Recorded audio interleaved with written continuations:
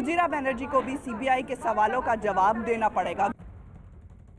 CBI का action, Trinamool Congress में tension. और सबसे बड़ी बात यह कि जब भी सीबीआई बंगाल पहुंची है तो सीबीआई को बहुत ज्यादा मशक्कत करनी पड़ी है। इससे पहले एक आईपीएस ऑफिसर की बात को ले लें, उन पर जांच, उनके समन्स को ले लें, तो फिर सीबीआई की पूरी टीम को ही घेर लिया गया था और उनको बाहर निकलने नहीं दिया गया था। और आज उनकी गाड़ियों को सोसाइटी के बाहर रुकना पड़ा, 10-15 मिनट उन्हें इंतजार करना पड़ा और एक पतले से एंट्री गेट से एंटर करना पड़ा। तो मुश्किलें तो बढ़ाएंगे ही, सियासत तो चलेगी ही, लेकिन जांच जो है वो कोयला स्कैम की है। और ये पहली बार नहीं है कि ये जो आंच है ये अभिषेक बैनर्जी तक पहुंची है, उनके परिवार और उनके निकटतम संबंधियों के साथ पहुंची है। अब आपको ये भी बताते हैं कि बंगाल का कोयला कांड आखिर है क्या। इस मामले में नवंबर 2020 में पहली एफआईआर दर्ज हुई थी। आरोप है कि अवैध खनन और कोयले की चोरी हुई। बीजेपी उसी वक्त से तृणमूल कांग्रेस पर लगातार आरोप लगाती आ रही है।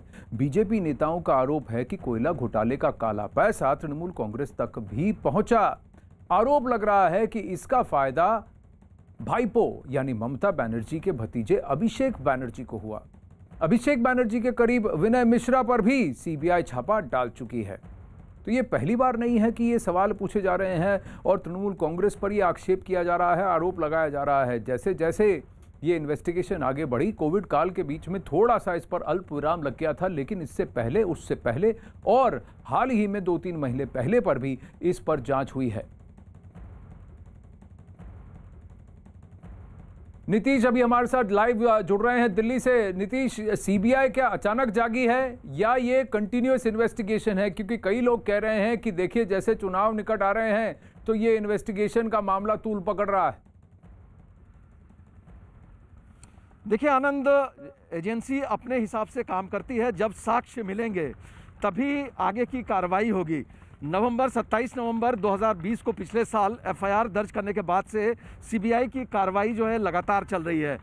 आप 2-3 दिन पहले यानी शुक्रवार को 13 जगहों पर वेस्ट बंगाल में, जिसमें बांकुरा, हुगली वगैरह इलाके हैं, वहाँ पर छापेमारी सीबीआई ने की थी। और उस दिन जयदेव मंडल जो एक लोकल कोल माफिया है, जो कि मित्र बताया जाता है अनूप मांझी एलियास लाला का, जिसके रिश्ते होने की बात सामने आ रही है, जिसके संबंध होने की बात आ रही है अभिषेक बनर्जी से, तो जो प्रोसीजर होता है उसको फॉलो किया जा रहा है। कई जगह छापेमारी भी की गई है और उसके बाद जो पूछताछ में आरोपियों से साक्ष्य सामने आई है, उसके बाद साक्ष्य सामने आए, उसके बिना पर ही अभिषेक बनर्जी के घर तक सीबीआई पहुंची है। अभी उनकी पत्नी को कल नोटिस सर्व किया गया था, आज उसका जवाब दिया है। हालांकि सीबीआई ने अभी कंफर्म नहीं किया है कि उनको कोई जवाब मिला है कि नहीं रुचिरा की तरफ से, लेकिन जो तथ्य सामने आए हैं उसके मुताबिक बैंक अकाउंट्स में सस्पिशियस कुछ ट्रांजैक्शंस हुए हैं बैंकॉक और लंदन के बैंक अकाउंट में रुजिरा के। ये अचानक करोड़ों रुपए कहां से आ गए, यही तथ्य जो है सीबीआई इसी का जवाब चाहती है रुचिरा से। नीतीश, आप मेरे साथ बने रहिए, क्योंकि सीबीआई की तरफ से ममता बनर्जी के भतीजे की पत्नी रुजिरा बनर्जी को भेजे गए नोटिस पर सियासत गरमाई हुई है। अभिषेक बनर्जी की पत्नी को यह नोटिस कोयला घोटाला के मामले में दिया गया है। इसी बीच रुजिरा ने सीबीआई नोटिस का जवाब दिया है।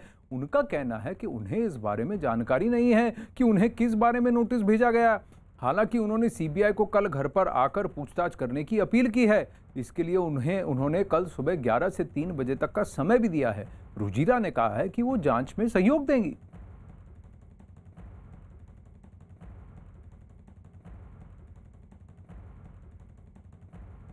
अमित पांडे हमारे साथ लाइव जुड़ रहे हैं हुगली से, जहां अभी थोड़ी देर बाद प्रधानमंत्री भी आएंगे और ये पूरी तरह से कूच होगा भाजपा का, बीजेपी का, और वो भी बंगाल पर। लेकिन अमित, एक बात बताइए, तृणमूल कांग्रेस का रिस्पांस क्या है कि ये जो कोयला जो स्कैम है, इसकी जो जांच हो रही है, इसकी आंच भाईपो और उनके परिवार और धीरे धीरे ममता बनर्जी तक भी पहुंचती नजर आ रही है? देखिए, तृणमूल कांग्रेस का साफ तौर पर कहना है कि उनके ऊपर ये सरकारी मशीनरी का उपयोग किया जा रहा है और वो हिलेंगे नहीं चाहे जितनी मुश्किल आ जाए। ये संदेश उनके टॉप लीडरशिप की ओर से, कार्यकर्ताओं की ओर देने की कोशिश की जा रही है।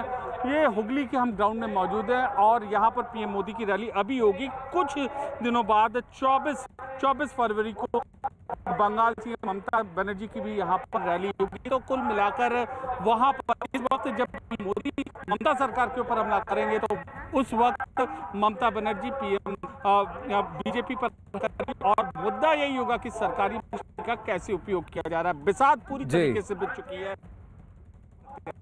होगा और हम चुनाव में हम और बिल्कुल अमित, आप मेरे साथ बने रहिए। इससे पहले